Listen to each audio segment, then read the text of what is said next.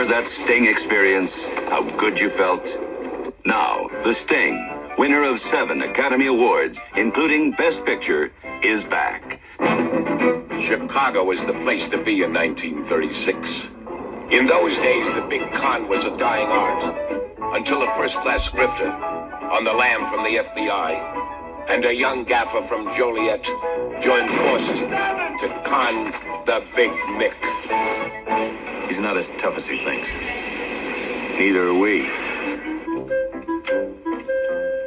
Paul Newman is Henry Gondorff. There wasn't a con he couldn't run, and there wasn't a sucker he couldn't gaff. Robert Redford is Johnny Hooker, a young grifter with plenty of moxie. $3 on the red, Jimmy. But he's a sucker for Lady Luck. Tough luck, kid.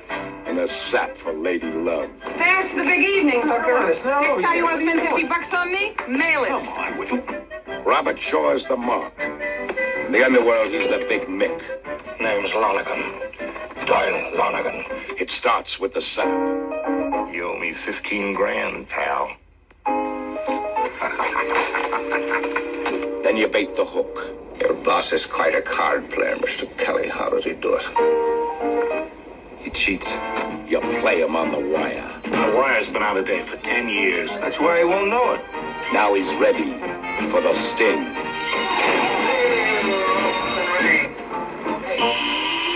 He's there. Let's get on it.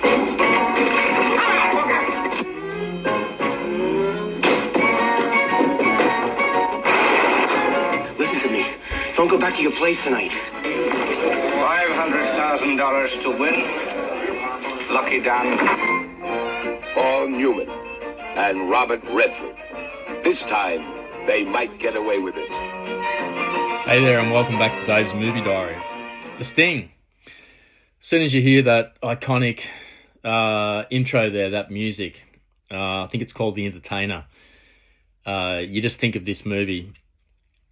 And I just want to encourage people to disregard the old-timey feel of this one and the fact that it was made 50 plus years ago. It's just pure entertainment. It won Best Film for 1973, so it's really, really worth talking about. It's obviously got those two massive stars at the peak of their chemistry. It's a rare film that just runs on precision, timing, misdirection, and structure. Even now, it still plays like a machine that's been perfectly engineered. The reason I want to revisit it is because it's a film that's always been there in the background of my life without me ever really sitting down and properly appreciating it. So this is the perfect opportunity. I didn't discover this thing in a cinematic sense. It was just always there. It's one of those films that, in my youth anyway, was on TV when I was younger, early 80s.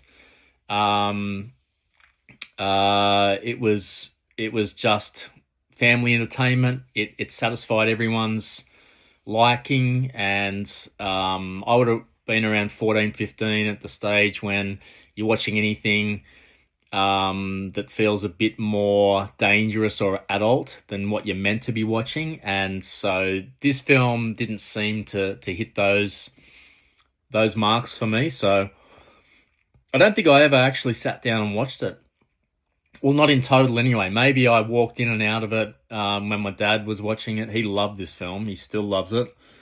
And we watched it together recently as well. And it's still really satisfying and entertaining. So I just remember fragments about it, the actual Sting elements, the classic card game on the train, and the characters just being movie stars. That's what I remember about it. I didn't really process it as anything more than that. And to some extent, that is what it's about. There is not a whole lot more to it than the entertainment, but it's done so well that it's worth appreciating. What's the plot? It's set in Depression era Illinois in the US, mainly around Joliet and Chicago. It follows small-time con artist Johnny Hooker. That is the Robert Redford character. He's a real street-level scammer, taking some risks actually. When a street level scam does go wrong, he unknowingly gets in the path of a very powerful crime figure, which is the Robert Shaw character, and then he's forced into hiding while things ratchet up. So, sadly, a consequence of this is that his older partner gets knocked off, and his world's collapsing around him, and he's drawn into a far more sophisticated network of professional con artists. These are people who don't just run little scams, but they construct really long-term systems of deception. This is when he meets Paul Newman's character, Henry Gondorf, who's a far more experienced operator. He specializes in large-scale cons. So together, these two design a really complex long con that's aimed at taking down the guy who's responsible for Hooker's situation and who rubbed out his father figure and mentor. Now, the film is set out in chapters or stages, and each one's really carefully constructed to build that aspect of the story and show you how the con's progressing. And it's done really well. Everything about this film's done really well. That's what's so great about it. So it sits in an early 1970s Hollywood during a moment in between eras, you could say. It's when studios were still experimenting with smarter, more structurally complex mainstream films. The end of the 60s heralded in, I guess, a new dawn with films like Bonnie and Clyde and even Butch Cassidy and the Sundance Kid, and people like William Friedkin, De Palma, Scorsese kicked the doors down and paved the way for people like Spielberg, George Lucas later in the decade to really come in and capitalize. So The Sting is kind of in the changing of the guard between that big old broken down, bloated Hollywood studio system and getting into the era where the individualistic, more maverick filmmakers could tell their stories with far less control from outdated studios. So this is a crime film actually, but it's an entertaining, comedic, light crime film, but everything's really designed around controlled revelation rather than realism. It's not, even though it looks the part, it's not gritty, it's not menacing, it's really here to entertain us. So it's directed by George Roy Hill. He also put together Butch Cassidy and the Sundance Kid with the same pairing of Newman and Redford.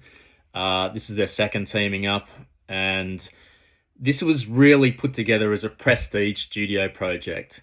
It's really star-driven. It's carefully controlled and I dare say marketed. And the interesting thing is it was shot primarily in California, which doubled up for Depression-era Illinois. And it looks very authentic. Yeah, I wouldn't have realized. Great ragtime soundtrack. Already touched on that. Built from Scott Joplin compositions. That really defined the film. Gives it that recognition. It also sparked a revival in his work. This film made a lot of money worldwide. Took 7 Academy Awards, Best Picture and Best Director. That does surprise me a tad. As much as I enjoy this film, I think that tells you something about the era when this film was able to beat out films like Serpico, even The Last Detail, the Jack Nicholson film, which is a far harder, grittier film. Not trying to put down The Sting, but it's a bit like the Ocean's 11 of its era. That's probably a good way of putting it, I think. Love to talk about the stars of this. Paul Newman, maybe is he the very definition of cool? Was he the first cool movie star? He kicked off in the mid-50s. maybe James Dean passing away opened the door for a lot of parts that James Dean might have taken that Paul Newman ended up grabbing onto. Those early ones, particularly films like HUD, The Hustler in the early 60s, where he really showed his acting proficiency. I mean, incredible looking fella. He's got those blue eyes. He's such a charmer, but he does it effortlessly. He's like, I think plenty have tried to pull that off. George Clooney comes to mind, but Paul Newman just didn't care either. He gave that impression anyway. He was so good at his craft that he was able to just be really chilled and laid back, and he's one of the few movie stars who was also a fantastic actor. The movies I really loved seeing him in were Cool Hand Luke, Butch Cassidy, this one, later on in the 80s, The Verdict, and The Color of Money. Just love watching him cook. He's so secure in his own skin that he gives space to other people to shine, and that really defines cool for me. And so he's always great to watch. Redford brings a totally different vibe, much more serious. Even when he's trying to be funny and laid back, it's more of an effort for him, I can see. He is quite a serious guy underneath. You can see that with what he did with the Sundance Film Festival, and just his reputation in Hollywood. Obviously, I think this is him in his real sweet spot. He puts out The Way We Were this same year. Just around the corner, films like 3 Days of the Condor, All the President's Men. He'd come off a slew of really interesting films like The Candidate and Jeremiah Johnson. And I think from looking back and just reading up on a few things and seeing a lot of those films, he was really at his height around this time. So a great actor, no doubt, but not in the same league as Paul Newman for me. Robert Shaw, fascinating figure for me. He became really well known for Jaws, obviously, a couple of years after this, and then people looked back on his career and realised that The Sting was also a banger. In between, he made a film called The Taking of Pelham 123, which is also a really, really good action film. He'd been in a Bond film in the 60s, along with many others, From Russia with Love. Typical sort of well-trained British actor. Had a lot of personal issues, sadly. Passed away later in the 70s, prematurely, probably due to the effects of alcoholism. Able to really be a presence in all these roles, intimidating if need be, but always a presence. And he is suitably menacing in this role as a big crime figure who gets played by Redford and Newman. Directed by George Roy Hill, as I said, just seemed to put these kind of films out really easily, and has a precise sort of invisible style.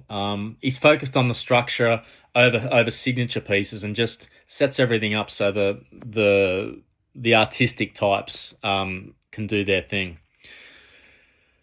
I think Newman plays Gondorf with a real calm authority. The scenes on the train are fantastic. That's the initial meeting between Newman and Robert Shaw's character. That scene is so brilliant. You could watch that over and over again. It's always fascinating watching people play cards against each other, but I reckon this is the granddaddy of them.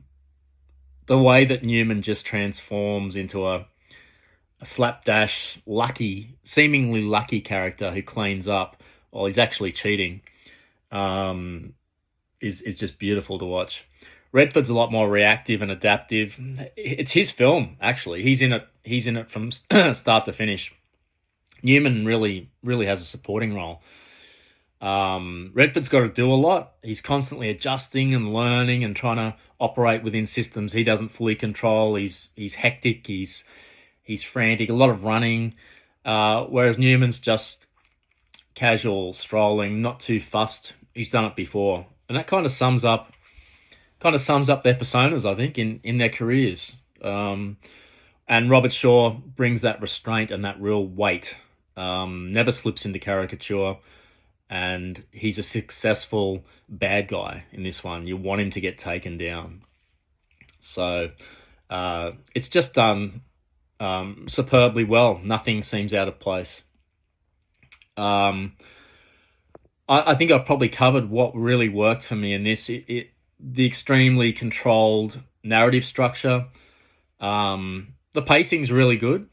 When you consider the era and the type of film it is, and it's set in the Depression era in 1936, I think I put off this film for a while. I still fall into this trap where I think, it's a film set in the olden days. How exciting can it be? Well, I've got to move on from that. I've proven myself wrong time and time again. There's no wasted movement in this. Lots of laughs too. You really relate to these characters and want them to pull off this sting. And great chemistry, as always, between Newman and Redford. Perfect pairing because Newman's so relaxed in his own skin. Like I said, he gives the screen over to Redford. Otherwise, I think they could have been butting heads because Redford really is a bit pushier in that way. That's quite unkind to him, I guess, but I think you know what I'm getting at. It's so entertaining without relying on big spectacle. Just the set pieces and the setups and the cons are so enthralling and so well put together.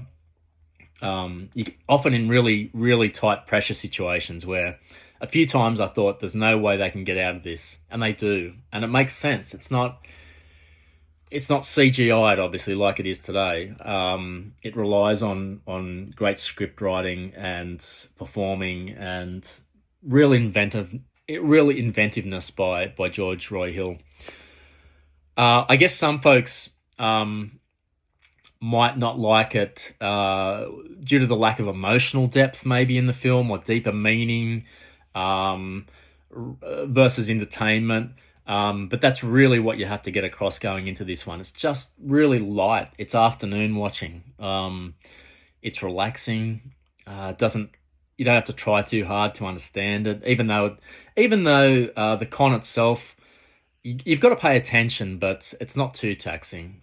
Some viewers might find it a bit emotionally distant if you're used to more heartfelt or deeper meaning films. And the characters are really secondary to the structure. So just know that going in. But if you just want a bit of entertainment, it's perfect. A good team up, I've already talked about it, would be with Ocean's 11. I also thought it'd go well with a film that I've got a lot of time for, which is The Grifters. The Grifters from 1990. The term grifters is used in this film, interestingly enough. And it's not a term that I'd really come across until I watched The Grifters and then saw it repeated in this film. Butch Cassidy would be another obvious one, but I thought maybe Ocean's 11 is the updated Sting for the 2000s.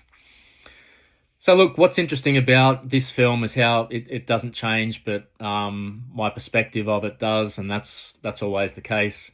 When I was younger, it just went on by. I didn't even bother with it. But this time around, it became something that I really recognise as well put together, and definitely achieves what it sets out to do and be really enjoyable and entertaining. And that's why it still holds up. So yeah, recommend it for a casual, lazy, fun watch. All right, that's it for me with The Sting. Enjoy. Catch you next time.